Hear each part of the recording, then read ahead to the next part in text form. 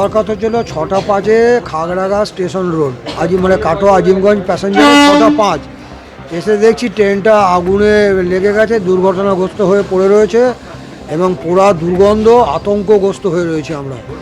দিয়ে আতঙ্ক বলতে কি, যদি আমরা ধরুন ওই ট্রেনটাতে যদি যেতাম, যদি দুর্ঘটনা এরকম ঘটে যেত তাহলে কী অবস্থা হতো, আমাদের নিরাপত্তা জীবন মানে কী অবস্থা হতো স্বাভাবিকভাবেই বুঝতে পারছেন কী অবস্থা। আর এখন সেই জন্য অনেকটা সময় নষ্ট করে এই 8:10 এখন ওই আজিমগঞ্জ কাটোয়া আজিমগঞ্জ প্যাসেঞ্জার আমরা অবশ্য তো দেখতে পাচ্ছি আতঙ্কগ্রস্ত, জল পোড়া দুর্গন্ধ, আবার টেকা দেয়। কাটোয়া স্টেশনে 2 নম্বর প্ল্যাটফর্মে দাঁড়িয়ে থাকা কাটোয়া আজিমগঞ্জ প্যাসেঞ্জার ট্রেনে হঠাৎই আগুন লেগে যায়, দাও দাও করে জ্বলতে থাকে। 2 নম্বর প্ল্যাটফর্মে দাঁড়িয়ে থাকা ট্রেনের একটি কামরা সম্পূর্ণ ভস্মীভূত হয়ে গেছে। ছবিটা দেখুন।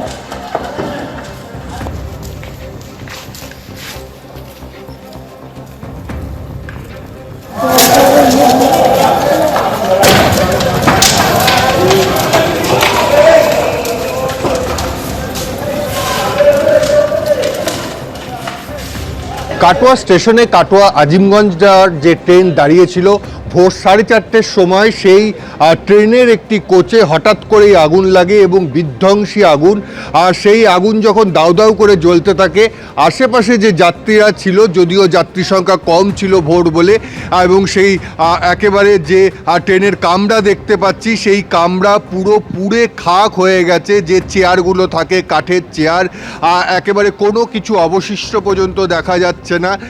এবং আমার ক্যামেরা পার্সন ভেতরের ছবি দেখাচ্ছে যে কিভাবে পুড়ে ছাই হয়ে গেছে কামরাটি, এবং এই পুরো একটি কামরা কিভাবে ছাই হয়েছে সেটা দেখা যাচ্ছে। এরপরেই দমকল এখানে এসে পৌঁছায়। 2টি দমকলের চেষ্টায়, প্রায় ঘণ্টাখানেকের চেষ্টাতে আগুন নিয়ন্ত্রণে আসে। যেহেতু ট্রেনটি 6:30টার সময় ছাড়ার কথা ছিল, সেই সময় ট্রেনে কিন্তু কোনো যাত্রী ছিল না। কিন্তু কিভাবে আগুন লাগলো, এটাই সবথেকে বড় প্রশ্ন হচ্ছে, কিভাবে আগুন লাগলো। আর যাত্রী থাকলে তার কি ভয়ানক পরিস্থিতি হতো, সেটা কিন্তু এই আগুনের আগুন যেভাবে একেবারে পুড়ে খাক করে দিয়েছে এই কামরাটি, সেখান থেকেই কিন্তু স্পষ্ট বোঝা যাচ্ছে। পুরো ঘটনার তদন্ত শুরু করেছে রেল, যে কার এখানে গাফিলতি রয়েছে। রানা দাস, এবিপি আনন্দ, পূর্ব বর্ধমান। এখন প্রশ্ন হচ্ছে এই আগুন হঠাৎ করে লাগলো কিভাবে, কিন্তু কোনো শর্ট সার্কিট থেকে এই আগুন লাগেনি বলে প্রাথমিক অনুসন্ধানের পর মনে করা হচ্ছে রেল সূত্রে এও দাবি করা হচ্ছে বাইরে থেকে এই আগুন লাগানো হয়ে থাকতে পারে। ঠিক কি প্রাথমিক তদন্তে বা প্রাথমিক অনুসন্ধানে উঠে এলো, আরো বিস্তারিতভাবে জানবো, কথা বলবো। অরিত্রিক ভট্টাচার্য আমাদের প্রতিনিধি রয়েছেন। কি মনে করছে রেল, অরিত্রিক, যে কিভাবে লাগলো এই কম্পার্টমেন্টে আগুন? দেখো, প্রথমেই তোমাকে জানাই যে এর কিন্তু বিস্তারিত তদন্ত হবে এবং সেই তদন্তের নির্দেশ দেওয়া হয়েছে।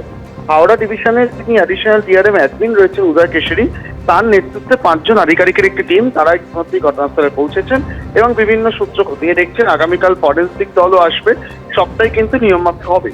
তবে প্রাথমিকভাবে রেল যেটা মনে করছে একটা আশঙ্কার জায়গা তৈরি হয়েছে, তার মূল সূত্র হচ্ছে সিসিটিভি ফুটেজ, এবং সেখানে দেখা যাচ্ছে যে ওই সময় সন্দেহভাজন বেশ কয়েকজন ব্যক্তিকে ঘোরাফেরা করছে। সেই জায়গা থেকে প্রাথমিকভাবে একটা আশঙ্কা প্রকাশ করা হচ্ছে যে বাইরে থেকে কেউ ইচ্ছাকৃতভাবে অগ্নিসংযোগ করে থাকতে পারে ওই বিশেষ কোচে। এবার পুরো পরিপ্রেক্ষিতটা যদি দেখা যায়, সেটা হচ্ছে আজকে কাটোয়া আজিমগঞ্জের ট্রেনটি কাটোয়া থেকে সকাল 6:05 ছাড়ার কথা ছিল। রাত্রিরেই কিন্তু সেই ট্রেনটি 2 নম্বর প্ল্যাটফর্মে চলে আসে। ঘটনার সময় হচ্ছে ভোর 4:30-র আশেপাশে, কারণ 4:30-র আশেপাশেই হঠাৎ করে কিছু যাত্রী যারা প্ল্যাটফর্মে ছিলেন বা রেল কর্মীরা ছিলেন, তারা খেয়াল করেন যে 2 নম্বরে দাঁড়িয়ে থাকা কাটোয়া আজিমগঞ্জ ট্রেনে একটি কামরা দাউ দাউ করে আগুন জ্বলছে।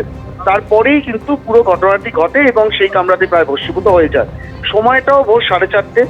সেই সময় সচরাচর অন্য অ্যাক্টিভিটি সেখানে হওয়া, অনেক সময় যেটা আমরা এর আগে দেখেছি হচ্ছে ট্রেনের কামরা আগুন লাগার বেশ কিছু কারণ থাকে, সেখানে আগুন জ্বালিয়ে কোনো কাজ করতে গিয়ে দুর্ঘটনা ঘটে, কিন্তু সেই ট্রেনটি ছিল ফাঁকা। তাহলে হঠাৎ করে কেন ঘটলো?